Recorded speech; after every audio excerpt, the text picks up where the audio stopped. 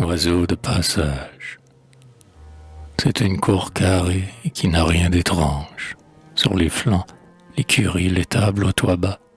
Ici près, la maison. Là-bas, au fond, la grange, sous son chapeau de chaume et sa jupe en plâtras.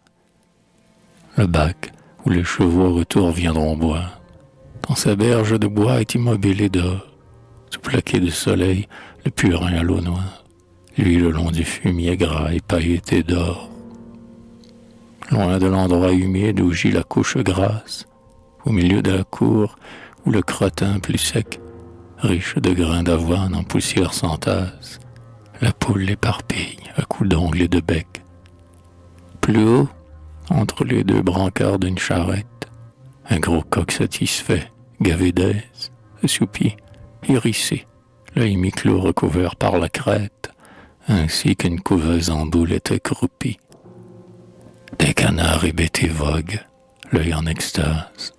On dirait des rêveurs, quand, soudain s'arrêtant, pour chercher leur pâture au plus vert de la vase, ils crèvent d'un plongeon les moires de l'étang. Sur le faîte du toit, ton lit gris ardoise montre dans le soleil leur écaille d'argent. Des pigeons violets au reflet de turquoise, de recoulements sourds gonflent leur col changeant. Leur ventre bien lustré, dont la plume est plus sombre, fait tantôt de l'ébène et tantôt de l'émail, et leurs pattes, qui sont rouges parmi cette ombre, semblent sur du velours des branches de corail. Au bout du clos, bien loin, on voit paître les oies, et vaguer les dindons noirs comme des huissiers. Oh, qui pourra chanter vos bonheurs et vos joies, rentiers, faiseurs de l'art, philistins, épiciers. Ô vie heureuse des bourgeois, qu'avril bourgeonne ou que décembre gèle, ils sont fiers et contents. Ce pigeon est aimé 3 jours par sa pigeonne, ça lui suffit, il sait que l'amour n'a qu'un temps. Ce dindon a toujours béni sa destinée, et quand vient le moment de mourir, il faut voir cette jeune oie en pleurs. C'est là que je suis né. Je meurs près de ma mère et j'ai fait mon devoir. Son devoir, c'est-à-dire elle blâmait les choses inutiles, car elle était d'esprit zélé. Et quand des papillons s'attardaient sur des roses, elle cassait la fleur et mangeait l'être ailé. Elle a fait son devoir, c'est-à-dire que elle n'eut de souhait impossible, elle n'eut aucun rêve de lune, aucun désir de jonque, l'emportant sans rameur sur un fleuve inconnu. Elle ne sentit pas lui courir sous la plume de ces grands souffles fous qu'on a dans le sommeil, pour aller voir la nuit comment le ciel s'allume et mourir au matin sur le cœur du soleil. Et tous sont ainsi faits, vivre la même vie, toujours. Pour ces gens-là, cela n'est point hideux. Ce canard n'a qu'un bec, et n'eut jamais envie, ou d'en avoir plus, avoir, ou bien d'en avoir 2.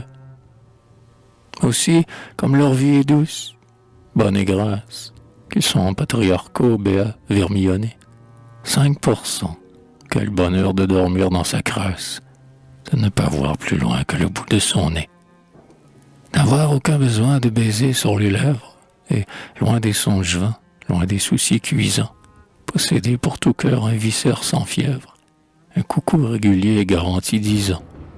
Oh, les gens bien heureux, tout à coup, dans l'espace, si haut qu'il semble aller lentement, un grand vol, en forme de triangle arrive, plane et passe. Où vont-ils? Qui sont-ils? Comme ils sont loin du sol. Les pigeons, le bec droit, poussent un cri de flûte qui brise les soupirs de leur col redressé et sautent dans le vide avec une culbute. Les dindons d'une voix tremblotante ont gloussé. Les poules piqueurs ont relevé la tête. Le coq, droit sur l'ergot, les 2 ailes pendant, cligne de l'œil en l'air et secouant la crête. Vers les hauts pèlerins pousse un appel strident. Qu'est-ce que vous avez, bourgeois?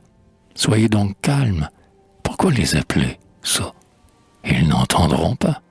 Et d'ailleurs, eux qui vont vers le pays des palmes, crois-tu que ton fumier est pour eux des appâts? Regardez-les passer, eux, ce sont les sauvages. Ils vont où leur désir le veut, par-dessus monts, et bois et mer et vent, et loin des esclavages. L'air qu'ils boivent ferait éclater vos poumons. Regardez-les. Avant d'atteindre sa chimère, plus d'un, l'aile rompue et du sang plein les yeux, mourra. Cette pauvre gente aussi femme et mère, et savent les aimer aussi bien que vous, mieux. Pour choyer cette femme et nourrir cette mère, ils pouvaient devenir volailles comme vous. Mais elles sont avant tout les fils de la chimère, des assoiffés d'azur, des poètes, des fous. Ils sont maigres, meurtris, las, harassés, qu'importe. Là-haut chante pour eux un mystère profond. À la laine du vent inconnu qui les porte, ils ont ouvert sans peur leurs deux ailes. Ils vont. La bise contre leur poitrail siffle avec rage. L'averse les inonde et pèse sur leur dos. Eux dévorent l'abîme et chevauchent leur rage. Ils vont loin de la terre, au-dessus des badauds. Ils vont par l'étendue ample, roi de l'espace. Là-bas ils trouveront de l'amour, du nouveau. Là-bas un bon soleil chauffera leur carcasse et fera se gonfler leur cœur et leur cerveau. Là-bas, c'est le pays de l'étrange et du rêve. C'est l'horizon perdu par-delà les sommets. C'est le bleu paradis, c'est la lointaine grève, où votre espoir banal n'abordera jamais. Regardez-les, vieux coq, genois édifiante. Rien de vous ne pourra monter aussi haut qu'eux. Et le peu qui viendra d'eux à vous, c'est leur fiente. Les bourgeois sont troublés de voir passer les gueux.